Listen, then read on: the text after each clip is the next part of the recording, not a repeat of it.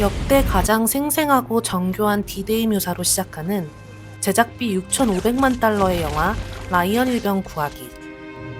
이 작품은 기념비적인 노르망디 상륙 장면을 이야기의 발판으로 삼아 전쟁이라는 현실을 정면에서 마주하게 만듭니다. 전쟁의 처절함과 참혹함을 가감없이 담아낸 가장 사실적인 전쟁 영화. 그 비하인드 스토리 지금부터 시작합니다. The boy's alive. We are going to send somebody to find him. And we are going to get him the hell out of there.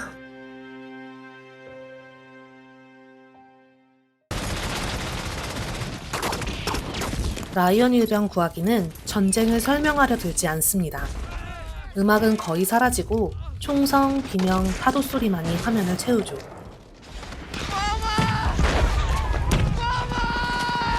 우리는 이 장면을 본다기보다 이미 전쟁 한가운데 들어와 있다는 느낌을 받게 됩니다. 그래서 이 영화는 어떤 이들에게는 명작이 아니라 쉽게 꺼내볼 수 없는 기억으로 남았습니다. 바로 그 지점에서 이 영화는 기존의 전쟁 영화들과는 다른 길을 걷기 시작합니다.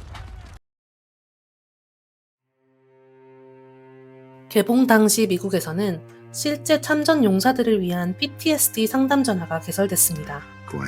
단순히 자극적인 장면 때문은 아니었을 거고 화면 속 풍경이 너무도 정확하게 그들의 기억을 건드렸기 때문이었죠. 이후 전쟁 영화는 이 작품 이전과 이후로 나뉜다라는 말이 생겨났습니다. 이 영화는 영웅담을 앞세우지 않습니다. 무엇이 옳은 선택인지도 말해주지 않죠. 판단은 끝까지 관객의 몫으로 남겨둡니다.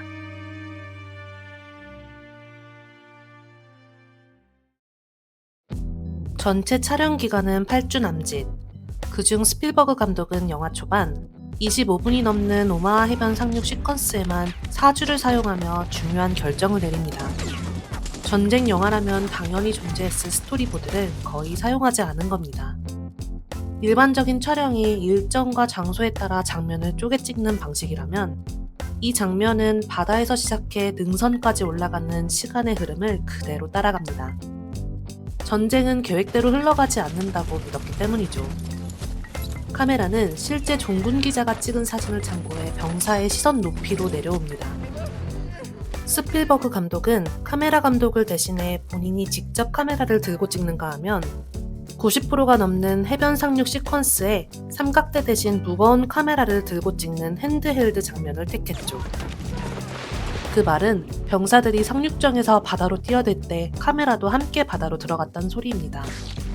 비틀거리는 움직임, 흔들리는 화면, 이것은 모두 의도된 선택이었고 심지어 전동 드릴을 연결해 폭발과 총성의 충격이 화면 전체에 전달되도록 했죠. 관객을 편하게 두지 않겠다는 선언에 가깝습니다. 아일랜드 해변에서 촬영된 이 장면에는 아일랜드 국방부의 지원으로 육군과 해군, 현역병 수백 명이 엑스트라로 참여했습니다. 전체 엑스트라 규모는 약 1,500명. 상륙작전 도중 파편상과 폭발로 팔다리가 잘려나간 병사들의 모습 중 일부는 실제로 팔이나 다리가 없는 엑스트라들이 참여해 별도의 특수효과 없이 촬영됐습니다.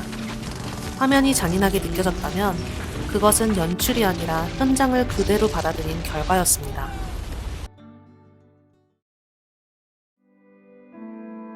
관객을 전쟁의 참여자로 만드는 방식은 짧게 스쳐 지나가는 장면들에서도 드러납니다. 수통에 총알이 맞고 물은 곧 피와 섞여 흘러나옵니다. 설명도 강조도 없죠. 항복하는 병사들의 장면 역시 마찬가지입니다. 그들은 필사적으로 무언가를 외치지만 자막이 지원되지 않기에 대부분의 관객은 이해하지 못한 채 총성이 울리는 장면을 보게 됩니다. 사실 그들은 나는 독일군이 아니라 체코인이다. 아무도 죽이지 않았다. 라고 체코어로 말하고 있습니다. 강제로 징집된 이들의 씁쓸한 현실을 영화는 말해주지 않습니다. 대신 관객을 아무것도 할 수 없는 위치에 세워둘 뿐이죠.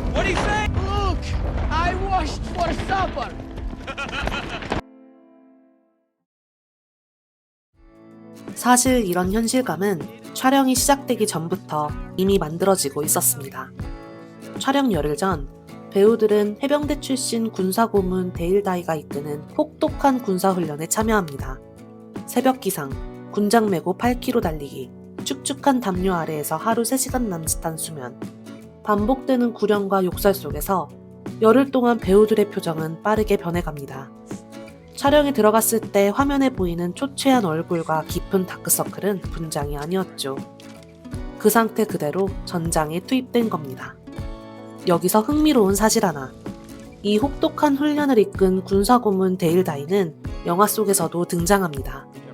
마샬 장군에게 라이언 일병은 이미 전사했을 가능성이 높다고 조언하는 참모 역할이었죠. 실제 군인이었던 사람이 영화 속에서도 같은 판단을 내렸던 겁니다.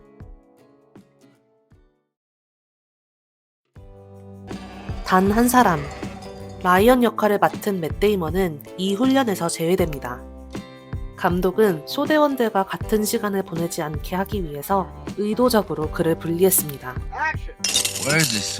영화 속에서 느껴지는 어색함과 거리감, 분노 섞인 시선은 연기가 아니라 촬영 이전부터 만들어진 감정이었죠. 이 영화는 전후의 이야기면서도 동시에 낯선 한 사람을 중심에 두는 이야기니까요.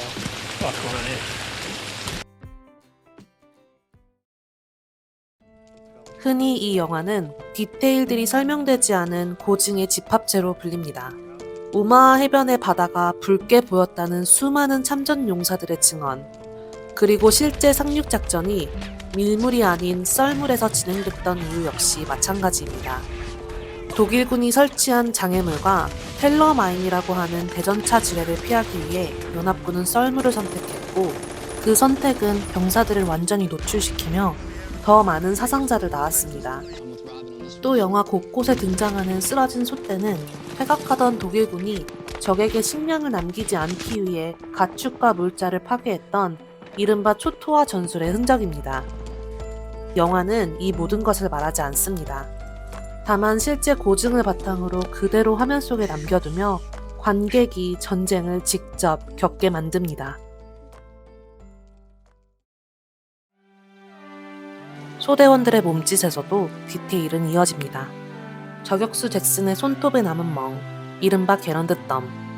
장전 과정에서 손가락을 다치는 건 당시 병사들에게 흔한 일이었습니다.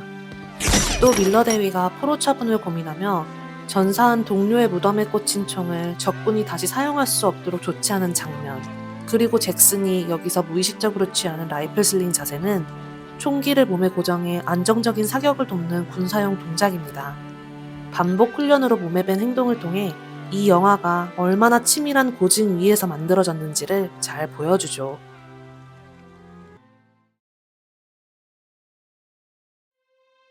영화 라이언 일병 구하기는 전쟁을 멀리서 바라보게 하지 않습니다.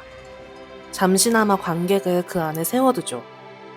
이 영화가 여전히 전설로 남아있는 이유도 아마 그 지점에 있을 겁니다.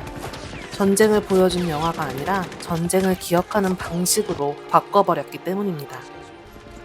전쟁 영화를 좋아하는 한 사람으로서 앞으로도 이런 전설 같은 영화가 많이 나오기를 바라면서도 이런 이야기가 다시 쓰일 또 다른 전쟁만큼은 부디 일어나지 않기를 바라는 마음입니다. 그럼 라이언 일병 구하기의 핵심 줄거리만 정리한 영상도 준비되어 있으니 함께 시청해보시고 영상이 재밌으셨다면 구독과 좋아요는 영상 제작에 큰 힘이 됩니다. 감사합니다.